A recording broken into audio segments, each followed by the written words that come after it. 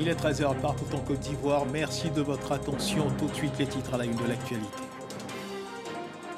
Afin de prévenir de potentielles incivilités sur nos routes, la police spéciale de la sécurité routière renforce son action sur le terrain par la conscientisation des automobilistes, mais également des sanctions. Avec notre reporter Lanciné Bakayoko, nous irons apprécier le travail de cette unité spéciale de la sécurité routière sur la route de Bassam. Reportage à suivre en ouverture de journée. Des centaines de chefs traditionnels de Korogo et leurs familles viennent de bénéficier de la prise en charge pour une année entière de tous les frais liés à la couverture maladie universelle. L'initiative est conduite par les cadres de la ville de Korogo. Objectif de cette action, amener ces chefs à prendre une part active à la sensibilisation des populations sur la CMU. Accusés par les autorités maliennes de collecter des renseignements au profit des groupes terroristes au Sahel et de leur larguer des armes et des munitions, la France réagit. L'ambassade française à Bamako sur son compte Twitter rappelle que la France n'a évidemment jamais soutenu directement ou indirectement ces groupes terroristes. Voilà pour l'essentiel. Mesdames, Messieurs, bonjour et merci de nous suivre pour cette édition. À tant de familles endeuillées et de destins brisés du fait des accidents de la route. Nous le disions à l'entame de cette édition dans les titres, la prévention contre justement ces accidents s'accentue avec les actions menées par la police spéciale de la sécurité routière afin de prévenir de potentielles incivilités sur nos routes. Des actions terrain manifestées à travers le déploiement de barrages intelligents sur les principaux axes accidentogènes, notamment la route de Grand Bassam. La campagne menée par les éléments de la police spéciale de la sécurité routière consiste à conscientiser les automobilistes en leur prodiguant des conseils, mais également à procéder par des sanctions quand la situation l'impose. Suivons ensemble ce reportage de notre reporter Lanciné Bakayoko. Ils sont à la tâche sur tous les axes majeurs du district d'Abidjan, mais cet après-midi, les éléments de la police spéciale de la sécurité routière ont investi le tronçon Abidjan-Grand Bassam, où le trafic routier est réputé très dense, notamment pendant les heures de pointe. Cette croisade ponctuée de sensibilisation et de répression vise à limiter les accidents de la circulation. Je pense que c'est ce que nous souhaitons d'abord pour la sécurité routière, pour que nos automobilistes sachent que nous sommes là avec eux. Mais pour quelque chose de plus sérieux, c'est la sécurité routière. Ces contrôles avec les barrages intelligents, les tests d'alcoolémie et la surveillance permanente du réseau à l'aide de la vidéoverbalisation sont au cœur des actions de terrain. Il s'agit de traiter en amont les causes des accidents en mettant notamment hors de la circulation les véhicules mécaniquement défaillants et les conducteurs pratiquant la vitesse au volant. Justement, ce genre d'action, ça permet aux usagers, aux personnes qui ont les voitures, des véhicules, à faire plus attention, soit de faire attention à leurs documents administratifs, concernant les papiers, l'assurance et autres, soit concernant la vitesse, de faire plus attention à la réglementation qui est en vigueur. Au cours de ces 5 dernières années, le ministère des Transports enregistre annuellement plus de 12 000 accidents corporels, au moins 1 200 tués et plus de 21 000 blessés, pour une perte moyenne de 3% du PIB. Et on change de registre pour parler du processus d'élaboration du plan national de formation en matière de bonne gouvernance et de lutte contre la corruption qui a été lancé en présence des représentants des administrations publiques et la société civile. L'initiative est du ministère de la promotion de la bonne gouvernance sur les enjeux de cette opération qui a été confiée à un cabinet privé international. Retrouvons Dangui Dangui. Dans sa croisade contre la mauvaise gouvernance et la corruption, la Côte d'Ivoire veut se doter d'une autre arme. Le processus d'élaboration du plan national de formation en matière de bonne gouvernance et de lutte contre la corruption a été lancé ce jeudi. Piloté par un cabinet privé international, ce processus devrait donner naissance à un catalogue de modules de formation ou à un outil pédagogique efficace dans la prévention de la corruption. Il y a 2 axes majeurs sur cette question de formation. Il y a la promotion de la bonne gouvernance, il y a la lutte contre la corruption, il y a les questions de leadership, il y a les questions d'induction training. Quand vous prenez fonction, qu'est-ce que vous devez faire dans votre fonction? Vous êtes nommé ambassadeur aujourd'hui, comment vous devez vous comporter? Qu'est-ce que vous devez faire pour réussir votre mission? Quels sont les actes de corruption qu'il faut éviter? Qu'est-ce que la corruption dans sa pratique? Donc c'est tout ça qui sera mis dans un plan et donc qui sera formé, qui va former les membres des cabinets, les responsables des institutions, les personnes qui seront nommées à des postes pour qu'ils puissent inculter les valeurs d'intégrité, de redevabilité dans la gestion quotidienne qu'ils auront à effectuer. Le processus d'élaboration du plan national de formation en matière de bonne gouvernance et de lutte contre la corruption va s'appuyer sur des équipes pluridisciplinaires et expérimentées composées de représentants des administrations publiques et de la société civile, selon le cabinet en charge du projet. Il y a quelques semaines, le gouvernement a inauguré une autre arme contre la corruption, à savoir Spatia, système de prévention et de détection des actes de corruption et infractions assimilées, ceci en vue de faciliter le travail des dénonciateurs et des lanceurs d'alerte. Il y a eu signature de protocole d'accord hier mercredi entre le Fonds de développement de la formation professionnelle et le Conseil national des branches professionnelles. Par cette signature, le Conseil national des branches professionnelles sollicite la contribution du Fonds de développement de la formation professionnelle dans la formation et le développement du capital humain des entreprises. Précision de Frédéric Oulaï et de Franck Quadio. Dans le contexte de la réalisation du Plan national de développement PND 2021-2025, l'État ambitionne la structuration de l'économie ivoirienne. L'atteinte de ces objectifs a nécessité entre autres la mise en place par le gouvernement d'instruments dédiés à la formation et au renforcement des capacités des entreprises, notamment le Conseil national des branches professionnelles, CNBP. Cette signature de convention entre le Fonds de développement de la formation professionnelle et le CNBP vient définir les conditions et modalités de collaboration en matière de développement du capital humain. On formait beaucoup plus de chômeurs que de jeunes gens appelés à l'emploi. Donc il nous a paru nécessaire de réfléchir sur la question. Mais quand on parle d'emploi, quand on parle de tissu économique, on ne maîtrise pas bien, on ne connaît même pas bien l'entreprise. On ne connaît pas nos potentialités au niveau de l'économie nationale. Vous mesurez bien que ça nécessite un financement, ça nécessite un accompagnement.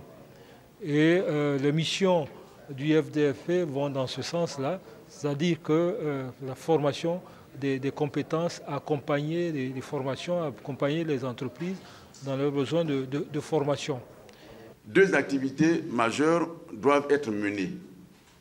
Associer les branches professionnelles à l'identification de leurs priorités de formation, associer les branches professionnelles à la présélection des projets à financer. En termes de formation, ce troisième PND entend également doubler le nombre d'apprenants de l'enseignement technique et de la formation professionnelle, c'est-à-dire passer de 415 apprenants pour 100 000 habitants en 2019 à 828 apprenants en 2025. Parlons à présent d'insertion des jeunes. Les élus locaux invités à s'investir dans la mise en œuvre de projets visant à l'insertion justement des jeunes dans leur localité. C'était au cours d'une rencontre qui a vu la participation du ministre de la Promotion de la Jeunesse et du Service civique, Touré Mamadou, Laure Goretti et Franck Quadio. Cette année, la Côte d'Ivoire a lancé la phase 3 de deux importants projets pour l'insertion des jeunes. Le projet Emploi Jeunes et Développement des compétences PGDEC, coût 86 milliards de francs CFA. Et le contrat de désendettement et de développement C2 Emploi à hauteur de 53 milliards de francs CFA. Pour la réalisation efficace de ces projets, l'approche de la maîtrise d'ouvrage à déléguer avec les régions est préconisée. Et le ministre de la Promotion de la Jeunesse, le BCP Emploi et les collectivités territoriales se rencontrent afin de définir les rôles. Cette réunion a réuni les régions, les ministres-gouverneurs, les préfets de région, non seulement pour nous approprier le contenu de ces programmes, mais voir les meilleures articulations, un meilleur suivi de ces ateliers sur le terrain. Et nous avons souhaité pérenniser l'approche d'intervention par maîtrise d'ouvrage déléguée. Et les régions vont jouer un rôle important. On a insisté sur la nécessité de porter à l'attention de la communication les actions qui sont menées. Tout ce que nous allons entreprendre désormais sera sur la base des plans de développement locaux que nous allons financer pour pouvoir permettre d'avoir un impact réel sur la vie des populations. Dans ce dispositif, les régions seront donc en charge de la mise en œuvre et les ministres-gouverneurs en charge du suivi au compte du gouvernement. Nous, en tant que Bagoué, nous avions pris le programme très au sérieux. En tant qu'élus locaux, nous sommes des cadres d'abord de ce pays qui ont des structures et qui peuvent gérer. Notre mission générique, c'est de faire la coordination et nous allons jouer notre rôle dans la mise en œuvre des actions en faveur de la jeunesse. PGDEC 3 et CD2 Emploi 3. 2 programmes qui, selon la tutelle, vont impacter près de 1 million de jeunes en Côte d'Ivoire dans le cadre de la mise en œuvre de la politique gouvernementale en matière d'insertion des jeunes. Du côté de l'Académie régionale des sciences et techniques de la mer, l'heure était à la fête à l'occasion de la sortie de la 33e promotion de cette académie. 200 étudiants en fin de formation ont été célébrés à l'occasion, des étudiants de différentes nationalités, bien formés selon les experts. Événement couplé avec la commémoration du 35e anniversaire de cette institution sous-régionale. C'était en présence du ministre des Transports, Amadou Koné. Le récit de Dangui Dangui. Remise de bas, remise de prix aux meilleurs élèves, pose d'épaulettes. Le baptême de la 33e promotion de l'Académie régionale des sciences et techniques de la mer sur fond de commémoration du 35e anniversaire de cette institution a tenu ses promesses du point de vue des étudiants en fin de formation. J'ai plusieurs options, non seulement parce que déjà ma filière ingénieur en management des activités maritimes et portuaires, elle me permet de travailler un peu dans plusieurs secteurs. De la main-d'œuvre qualifiée indispensable au développement des échanges commerciaux internationaux, dont 80% se font en mer. La présence des acteurs du transport maritime à cette cérémonie en est une illustration. L'Académie régionale des sciences et techniques de la mer veut être à la hauteur de ces enjeux, selon son directeur général qui souligne par ailleurs les défis auxquels son institution est confrontée. Les grands défis, c'est d'abord les problèmes, les questions des stages pour nos enfants, des stages embarqués surtout. Les stages sur les navires, vous savez qu'on n'a pas de navires en propre, donc nous devons négocier avec les compagnies maritimes. Et donc c'est ça l'un de nos grands défis, parce que s'ils finissent, ils ont une très bonne formation. Et après leur formation et après leur stage, ils ont des emplois.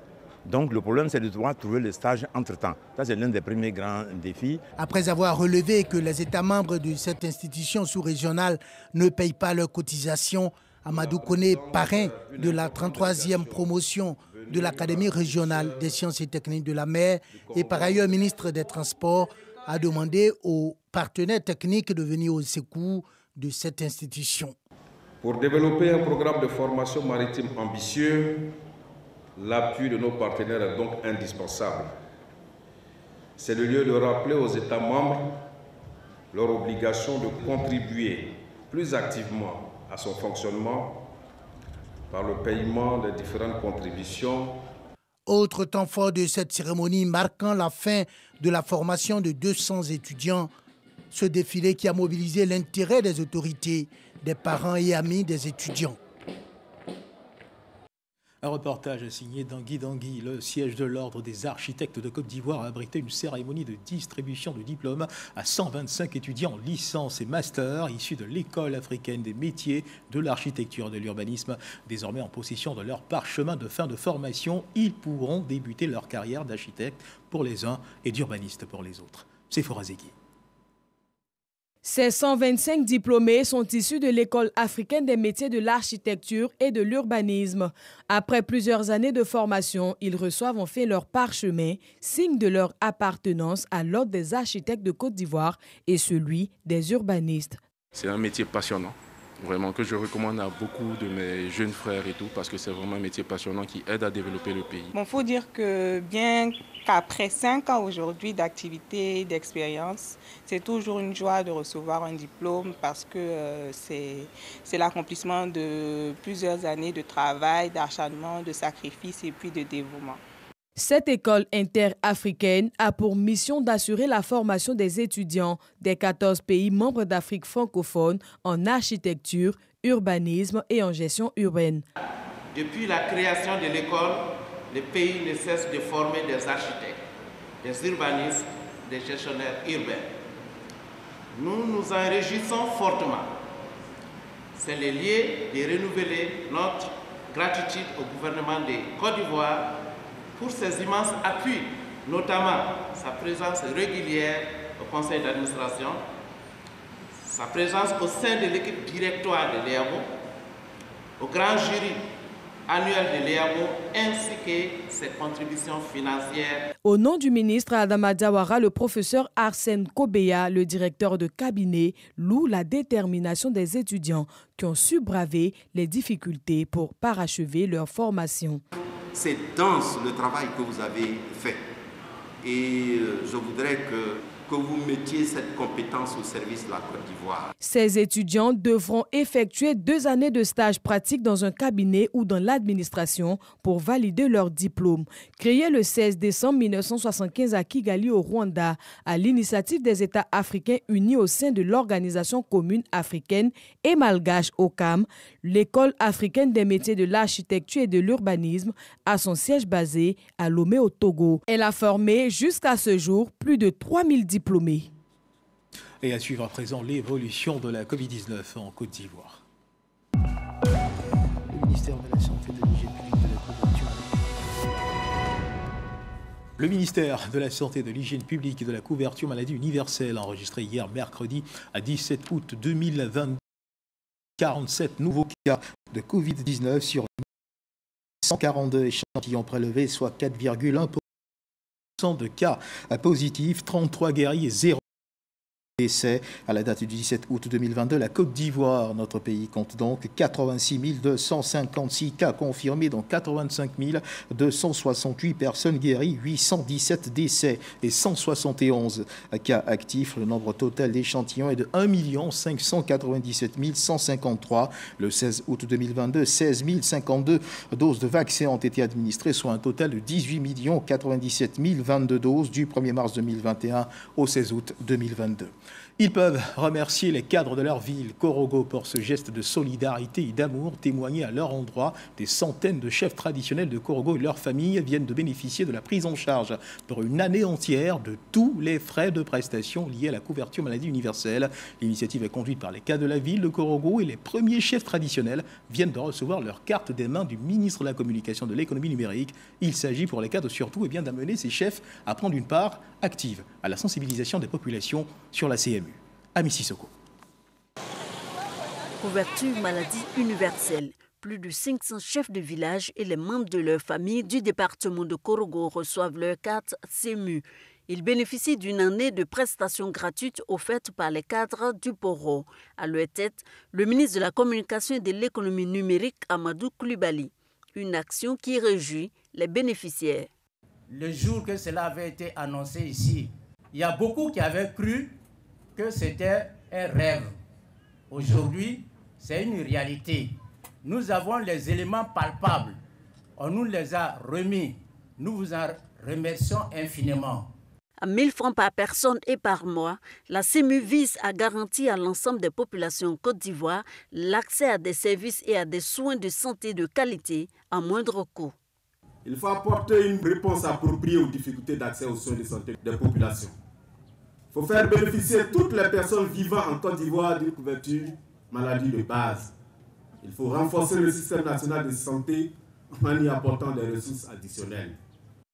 À terme, dans le département de Korogo, ce sont plus d'un millier de chefs de village, de quartier et les membres de leur famille qui bénéficieront d'une année de prestations gratuites de la CMU. Selon le ministre Amadou Coulibaly, cet élan de générosité va s'étendre aux autres départements de la région du Poro. L'action est saluée par le ministre-gouverneur du district autonome des Savanes, Issa Coulibaly. Cette action a été initiée bien avant votre entrée au gouvernement, ce qui lui confère encore plus de mérite et d'éclat. Quand le président de la République parle de Côte d'Ivoire solidaire, c'est l'affaire de tout le monde. Vous le démontrez chaque jour que Dieu fait. Nous avons décidé de nous donner la main afin d'offrir à nos chefs de village ces cartes de la couverture maladie universelle avec pour objectif non seulement de leur offrir une couverture maladie, mais également de contribuer à la promotion de la couverture maladie universelle voulue, décidée par le chef de l'État.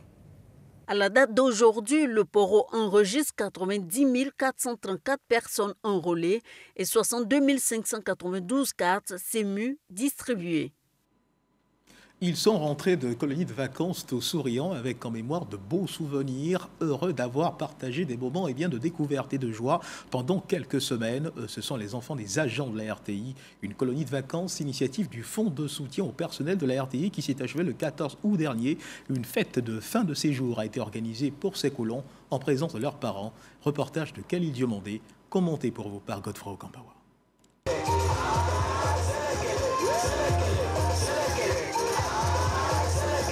Ambiance bon enfant au centre culturel d'accueil Le Bon Berger de Toumoudi.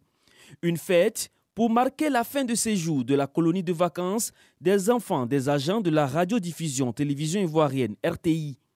Ces jeunes colons, au nombre de 30, ont été plongés dans l'univers touristique de la Côte d'Ivoire. L'hôtel parlementaire, la basilique Notre-Dame de la Paix et la fondation Félix Houphouët-Boigny ont été visités. Mieux, ce parcours a été une aubaine pour renforcer les capacités des tout-petits et leur inculquer les valeurs de civisme. Sous le regard de leurs géniteurs à la cérémonie de clôture, ils font l'étalage du savoir-faire culturel et artistique dont ils ont bénéficié.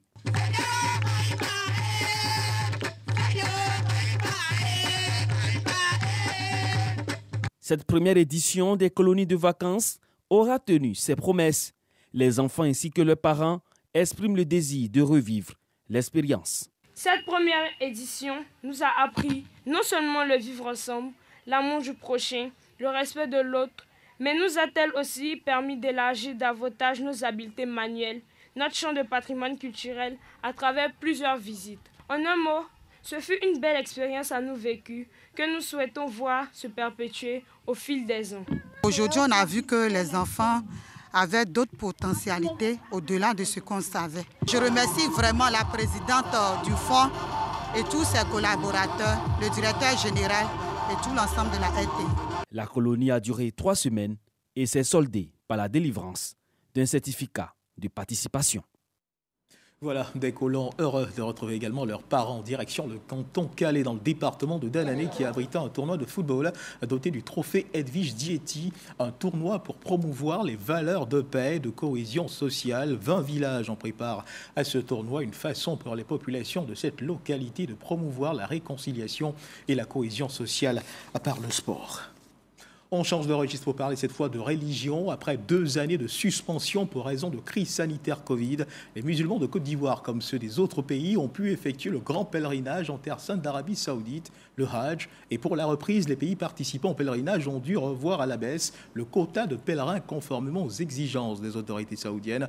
Seuls 4527 pèlerins ivoiriens ont pu embarquer en direction de l'Arabie Saoudite pour le pèlerinage. Nos envoyés spéciaux, Mahama Traoré et Aziz Ganiou, reviennent sur l'organisation de la participation ivoirienne au Hajj 2022.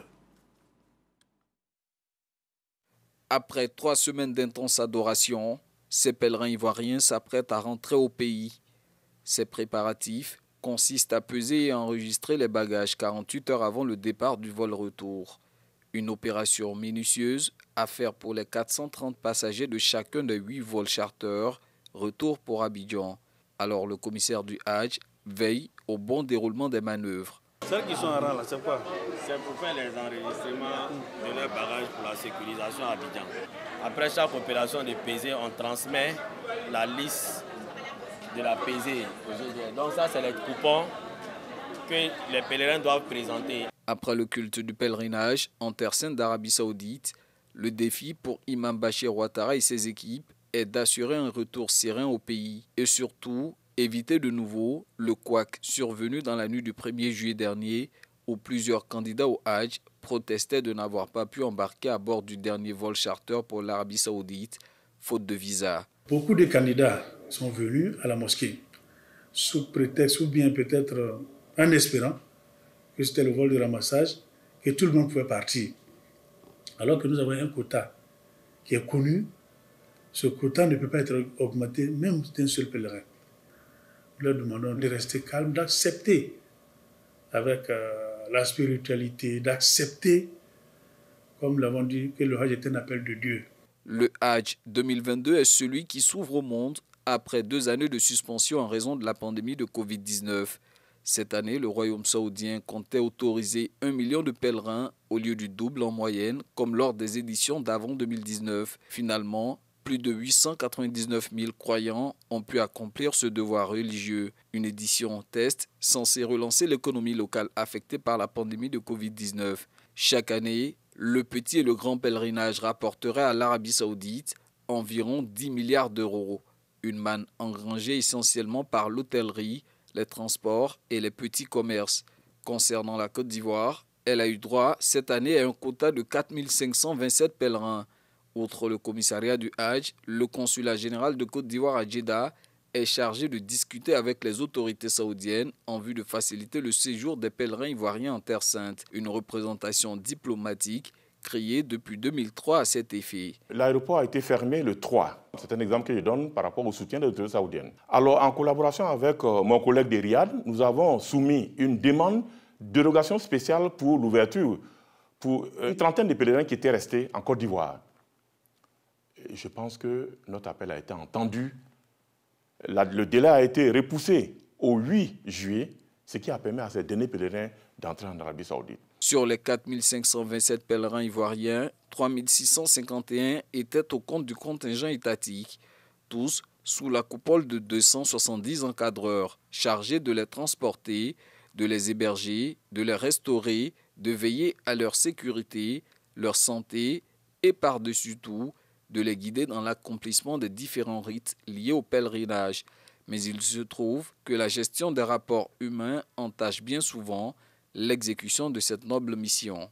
Lorsqu'on essaie de vraiment faire de notre mieux pour pouvoir les aider, n'est-ce pas, et le temps que cela peut prendre, n'est-ce pas, ça paraît souvent, ce temps paraît un peu long, et si bien qu'il y a certains pèlerins, n'est-ce pas, qui perdent patience. Tout au plus, nous avons 46 pèlerins pour un encadré, sinon souvent même moins. Ce n'est pas facile de gérer les pèlerins, mais nous avons un slogan. Notre slogan est que c'est l'encadré qui doit comprendre le pèlerin. Le pèlerin n'est pas obligé de comprendre l'encadré.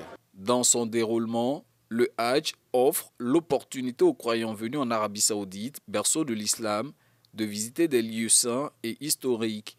Un séjour marqué de plusieurs étapes cultuelles, notamment les prières dans les mosquées sacrées de Médine et de la Mecque, l'accomplissement du petit pèlerinage au Umrah, la station au pied du mont Arafat et sur les sites saints de Muzdalifa et de Mina, ou encore les séquences liées à la lapidation des stèles incarnant le Satan. Tout ce parcours requiert du fidèle une intense contribution physique, alors de plus en plus, les guides religieux recommandent aux jeunes de s'y atteler. Ce qui fait que les jeunes n'aiment pas aller au Hajj étant jeunes, c'est du qu'une fois qu'ils viennent au Hajj, l'après-Hajj ne pourra pas vraiment se contenir.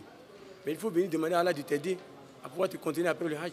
Le pèlerinage en Terre Sainte est le 5e pilier de l'islam dont sont tenus de s'acquitter ceux qui en ont les moyens.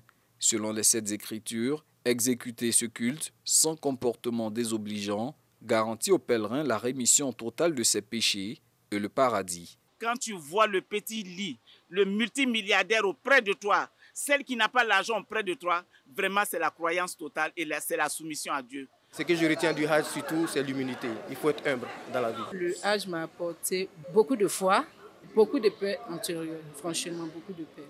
À présent, jeunes ou adultes pèlerins doivent veiller à préserver les acquis de ce devoir religieux. C'est une nouvelle page que la personne commence, doit ouvrir dans sa vie.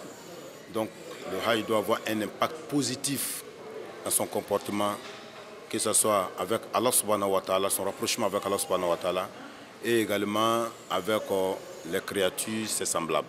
Comme à l'issue de chaque édition, le commissariat du Hajj prévoit de tenir un séminaire bilan dans les semaines à venir afin de dresser le bilan. En attendant, les imams ont une fois de plus porté le pays en prière. Depuis la station sainte de Mina, pour l'occasion, le Coran a été lu à 31 reprises. Hajj 2022, la grande reprise après 2 années de suspension, un sujet signé à Mahama Traoré et Aziz Ganiou. Dans l'actualité internationale, dans une lettre adressée aux Nations Unies en début de semaine, les autorités maliennes accusent la France de collecter des renseignements au profit des groupes terroristes au Sahel, de leur larguer des armes et des munitions. Sur son compte Twitter, l'ambassade française à Bamako a posté dans la soirée d'hier une succession de messages dans lesquels elle revient sur la mission antiterroriste menée au Mali. Elle rappelle que la France est intervenue au Mali entre 2013 et 2022 et à la demande des autorités maliennes et que durant cette période, la France a libéré de nombreuses grosse ville malienne qui était tombée entre les mains de terroristes. L'ambassade répond que la France n'a évidemment jamais soutenu directement ou indirectement ces groupes terroristes. Et puis, toujours dans l'actualité internationale, en Afghanistan, une puissante explosion s'est produite hier mercredi dans une mosquée de Kaboul, la capitale afghane. 21 personnes ont perdu la vie au cours de cette explosion, selon la police. Cette attaque intervient alors que le régime taliban vient de célébrer le premier anniversaire de sa prise du pouvoir en Afghanistan. Cet attentat à la bombe n'a pour le moment pas été revendiqué. C'est sur cette information que se referment les pages de cette édition. Merci de nous avoir suivis. Agréable début d'après-midi. Dieu garde la Côte d'Ivoire.